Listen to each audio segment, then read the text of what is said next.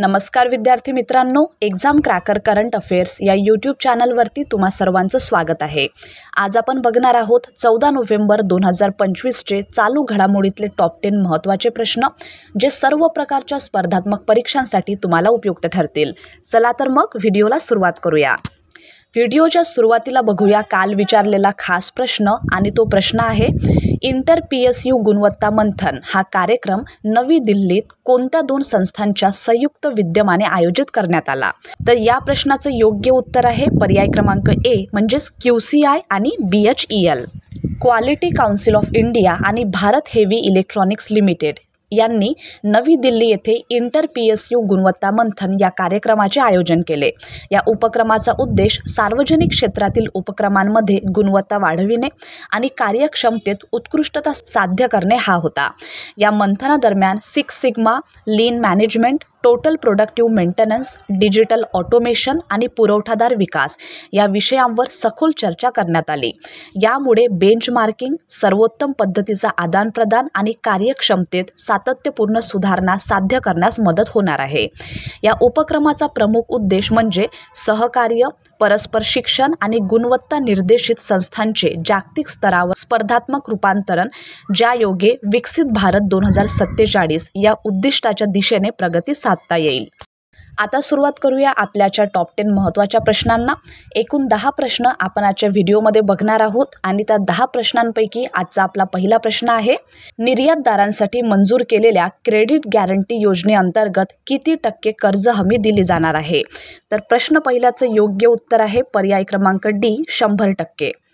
केंद्रीय मंत्रिमंडळाने निर्यातदारांसाठी credit guarantee योजनेला मंजुरी दिली आहे। या योजनेअंतर्गत निर्यातदारांना, विशेषतः सूक्ष्म, लघु आणि मध्यम उद्योगांना 100% कर्ज हमी प्रदान केली जाईल, ज्यामुळे अतिरिक्त 20,000 कोटींचे कर्ज उपलब्ध होणार आहे। तसेच एक्सपोर्ट प्रमोशन मिशनला 25,000 कोटींच्या आर्थिक तरतुदीसह मंजुरी देण्यात आली आहे। या मिशनचा उद्देश भारताच्या निर्यात स्पर्धात्मकतेत वाढ करणे, विशेषतः MSMEs पहिल्यांदाच निर्यात करणारे उद्योजक आणि मजूर प्रधान क्षेत्रे यांच्या क्षमतेत वाढ घडवून आणणे हा आहे।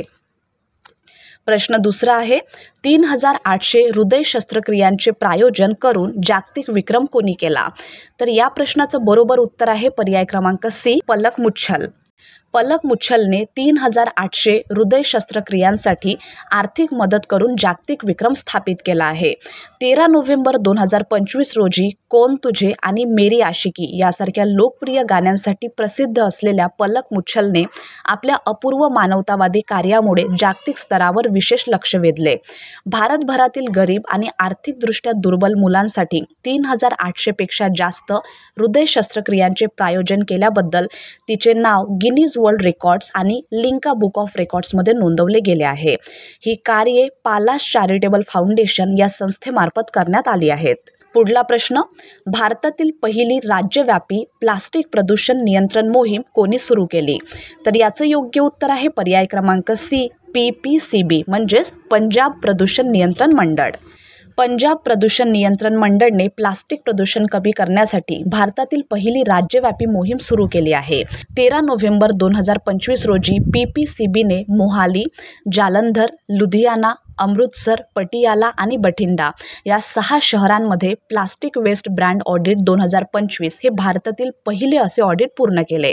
या ऑडिटमध्ये 14 प्रमुख कंपन्यांची, त्यामध्ये 4 बहुराष्ट्रीय कंपन्यांचाही समावेश आहे, ओळख करण्यात आली।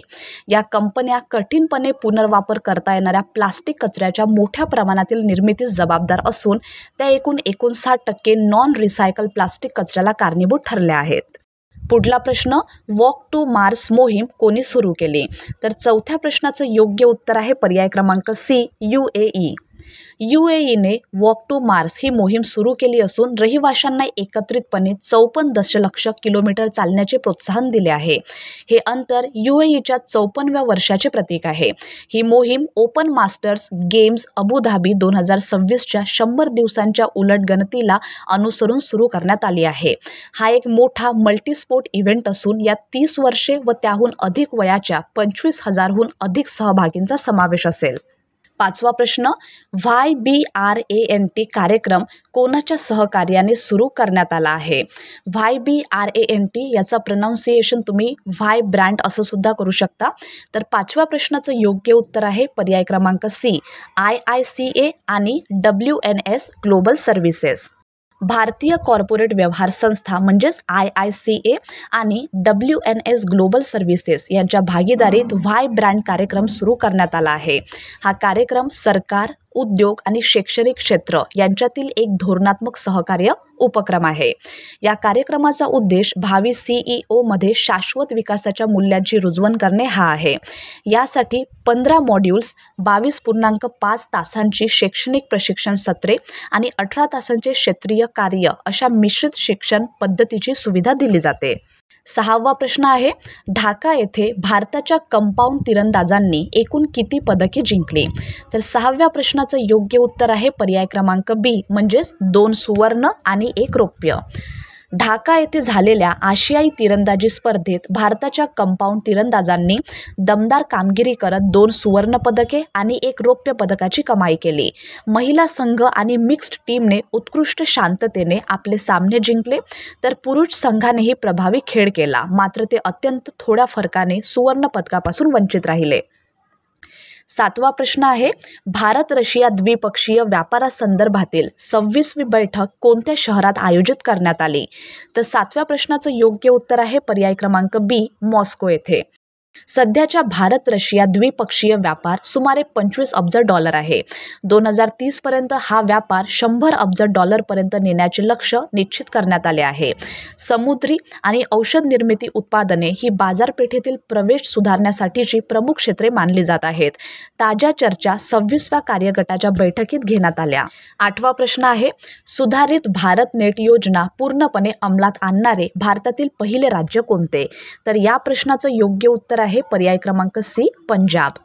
पंजाबने संपूर्ण राज्यात सुधारित भारत नेट योजनेची अंमलबजावणी करून राष्ट्रीय पातळीवर पहिला क्रमांक मिळवला असून यामध्ये सीमावर्ती भागांचे लाईव्ह मॉनिटरिंग शक्य झाले आहे. ब्रॉडबँड कनेक्टिव्हिटी 43 शॅडो झोनपर्यंत वाढवण्यात आली असून नोव्हेंबर 2025 अखेरपर्यंत संपूर्ण गावांचे कव्हरेज पूर्ण करण्याचे लक्ष्य आहे. ही योजना ग्रामपंचायती व ग्रामीण घरांमध्ये ई-हेल्थ, ई-गव्हर्नन्स आणि डिजिटल समावेशन बळकट करण्यास मदत करणार आहे. प्रश्न 9 आहे, मोठी भाई आर चौधरी सागर सैनिक स्कूल आणि सागर ऑर्गॅनिक प्लांटचे उद्घाटन कोणी केले? तर या प्रश्नाचं योग्य उत्तर आहे पर्याय क्रमांक बी, अमित शाह यांनी. केंद्रीय गृहमंत्री अमित शाह यांनी गुजरातमध्ये मोठीभाई आर चौधरी सागर सैनिक स्कूल आणि सागर ऑर्गॅनिक प्लांट यांचे उद्घाटन केले. या कार्यक्रमास मुख्यमंत्री भूपेंद्र पटेल उपस्थित होते. ₹50 कोटींच्या खर्चातून उभारण्यात आलेले हे सैनिक स्कूल 100 नवीन सैनिक शाळांच्या PPP मॉडेल अंतर्गत गुजरातमधील युवकांना सशस्त्र दलात भरतीसाठी तयार करण्याचे उद्दिष्ट ठेवते. दररोज 30 मेट्रिक टन क्षमतेचा सागर ऑर्गॅनिक प्लांट NPOP आणि APEDA मान्यता प्राप्त असून यामुळे अमूलच्या ऑर्गॅनिक उत्पादनांचा विस्तार मोठ्या प्रमाणात होणार आहे. आणि आजचा आपला शेवटचा प्रश्न आहे, भारतामध्ये बाल दिन दरवर्षी कोणत्या तारखेला साजरा केला जातो? तर 10व्या प्रश्नाचं योग्य उत्तर आहे पर्याय क्रमांक सी, 14 नोव्हेंबर रोजी. बाल दिन दरवर्षी 14 नोव्हेंबर रोजी भारताचे पहिले पंतप्रधान जवाहरलाल नेहरू यांच्या जयंतीनिमित्त साजरा केला जातो. मुलांवर प्रेम करणाऱ्या नेहरूंना स्नेहपूर्वक चाचा नेहरू म्हणून ओळखले जाते. ते मुलांच्या शिक्षण आणि कल्याणाचे कट्टर समर्थक होते. 2025 मधील भारताची थीम आहे for every child every right, म्हणजेच प्रत्येक मुलासाठी प्रत्येक हक्क. तर विद्यार्थी मित्रांनो, हे होते आजचे आपले टॉप 10 महत्त्वाचे प्रश्न. आणि आता आहे तुमच्यासाठीचा खास प्रश्न, ज्याचं उत्तर तुम्हा सर्वांना कमेंट बॉक्समध्ये द्यायचं आहे. आणि तो प्रश्न आहे, इन वॉर अँटी टँक क्षेपणास्त्र खरेदीसाठी रक्षा मंत्रालयाने कोणत्या संस्थेसोबत करार केला आहे?